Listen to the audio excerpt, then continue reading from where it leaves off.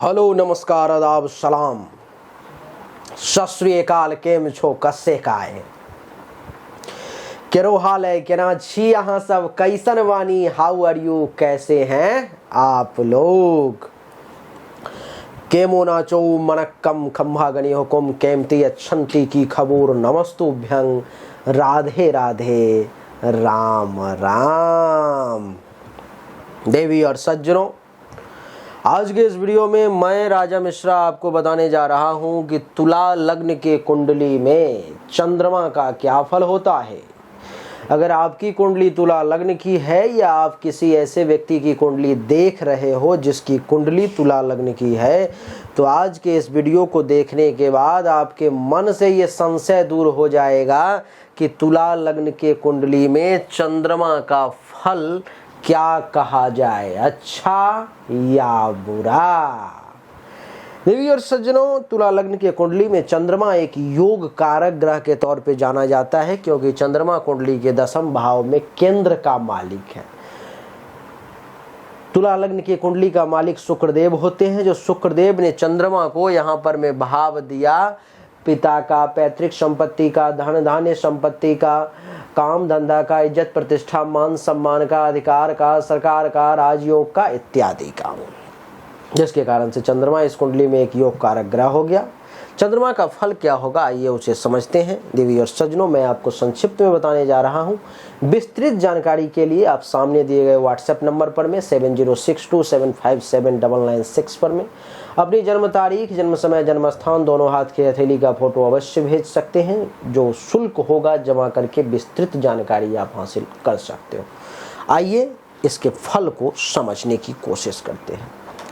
चंद्रमा अगर आपके कुंडली के प्रथम भाव में यहाँ पर में अगर विराजमान है तुला राशि में, तो ये आपके चेहरा को खूब सुंदर गोरा बना देगा, रूप रंग बहुत अच्छा देखने में लगेगा और ज्ञान में वृद्धि होगी, शरीर में बल का एहसास होगा। सप्तम दृष्टि सप्तम भाव पर में तो जीवन साथी का सुख मिलेगा, काम वासना की पूर्ति होगी, वैवाहिक जीवन भी अच्छा रहेगा।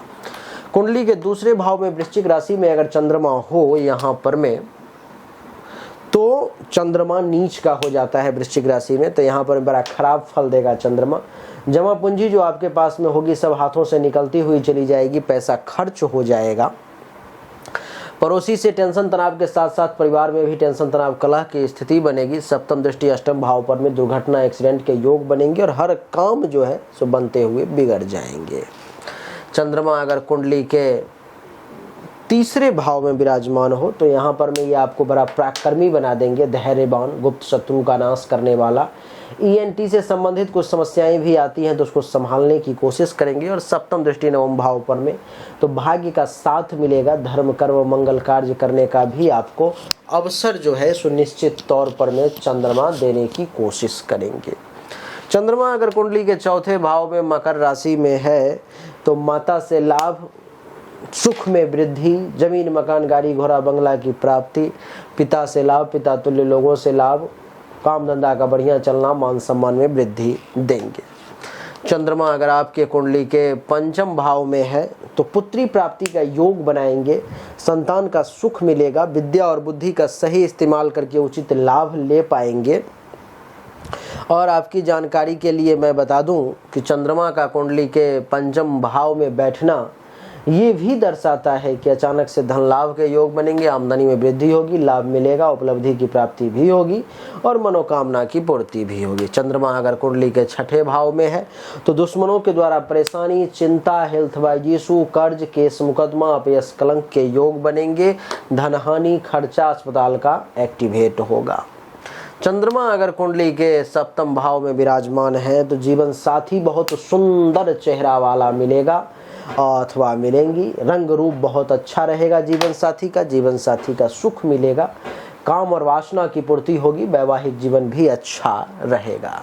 सप्तम दृष्टि प्रथम भाव पर में तो आपको भी बुद्धि विवेक का खूब सहारा मिलेगा।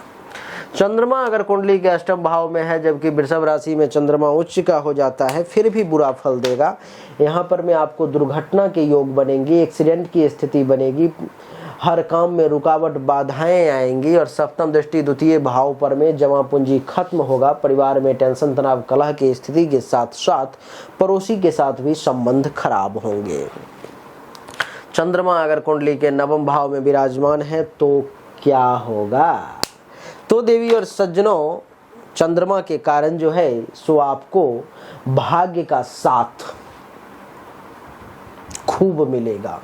धर्म का पालन, तीर्थ यात्रा वगैरह करने का अवसर भी प्राप्त होगा। और आपकी जानकारी के लिए मैं बता दूं कि कुंडली के नवम भाव में बैठना ससुराल से भी लाभ दिलवाएगा। सप्तम दृष्टि तीसरे भाव पर में पराक्रम में वृद्धि, धैर्य का मजबूत होना, गुप्त शत्रु का नाश, गले नाक कान, श्वसन अंग से संबंधित परेशानी को भी दूर करेगा। चंद्रमा अगर आपके कुंडली के दसम भाव में कर्क राशि में है तो पिता से लाभ, सरकार से लाभ, इज्जत प्रतिष्ठा, मान सम्मान में वृद्धि, पैतृक संपत्ति का सुख। और सप्तम दृष्टि चौथे भाव पर में जमीन, मकान, गाड़ी, घोड़ा, बंगला, अचल संपत्ति के रिगार्डिंग भी फायदे के योग, माता से भी लाभ। चंद्रमा अगर कुंडली के एकादश भाव में है तो लाभ में वृद्धि, उपलब्धि की प्राप्ति, मनोकामना की पूर्ति, सीनियर्स का सपोर्ट, बड़े भाई बहन का सपोर्ट। सप्तम दृष्टि पंचम भाव पर में पुत्री प्राप्ति का योग, अचानक से धन लाभ का योग और प्रेम संबंध के मामले में बढ़िया समय भी रहेगा। चंद्रमा अगर कुंडली के 12वें भाव में है तो क्या होगा? तो अचानक से धन हानि के योग, रैंडम लॉस के योग, विदेश यात्रा के योग, आंख से संबंधित परेशानी के योग, अस्पताल के खर्चे के एक्टिवेट होने के योग। और सप्तम दृष्टि छठे भाव पर में तो बीमारी, हेल्थ वाइज इशू, कर्ज, केस, मुकदमा, अपयस, कलंक, शोक और दुख के भी योग बनेंगे। तो देवी और सज्जनों, कुछ इस प्रकार से चंद्रमा का फल है। अब बात आती है कि कब कितना प्रभावी रहेगा चंद्रमा। तो अगर 0 से 6 डिग्री पर में आपके कुंडली में चंद्रमा है तो 25% अच्छा या बुरा फल देगा। 6 से 12 डिग्री पे है तो 50%, 12 से 18 डिग्री पर में है तो 100% चंद्रमा अच्छा या बुरा फल देगा। 18 से 24 डिग्री पर में है तो आपको फिर से 30 से 40%, 24 से 30 डिग्री पर में है तो 15 से 20% अच्छा या बुरा फल देगा। ये संक्षिप्त में हमने जानकारी दी है। कोई अगर पंडित आपको कह दे कुंडली के छठे भाव, 8वें भाव, 12वें भाव और द्वितीय भाव में अगर चंद्रमा है तुला लग्न वालों, और कोई पंडित कह दे कि मोती धारण कर लो, इससे आपको खूब फायदा होगा, चंद्रमा का बुरा प्रभाव कम हो जाएगा, समझ लेना वो पोंगा है, उसके पास में ज्ञान नहीं है, वो केवल ऊपर ही ऊपर बस उड़ रहा है। भूल कर भी मोती धारण मत करना। अगर छठे, 8वें, 12वें और दूसरे भाव में अगर चंद्रमा हो तो, नहीं तो तबाह हो जाओगे, बर्बाद हो जाओगे। इसके अलावा कुंडली में कहीं भी चंद्रमा है और अगर वो डिग्री वाइज कमजोर है, 100% फल नहीं देने लायक है, तो आप आराम से चांदी में छोटी उंगली में मोती धारण कर सकते हो। सोमवार के दिन अच्छा रहेगा। विस्तृत जानकारी के लिए सामने दिए गए व्हाट्सएप नंबर 7062757996 पर में अपनी जन्म तारीख, जन्म समय, जन्म स्थान, दोनों हाथ की हथेली का फोटो भेजो, आपको सही और एक्यूरेट जानकारी प्राप्त होगी। देवी और सज्जनों, अच्छा लगा तो वीडियो को लाइक करें, शेयर करें, चैनल को सब्सक्राइब करके इसके बेल आइकन के बटन को दबाएं। एक बार फिर से आप सभी का बहुत बहुत धन्यवाद।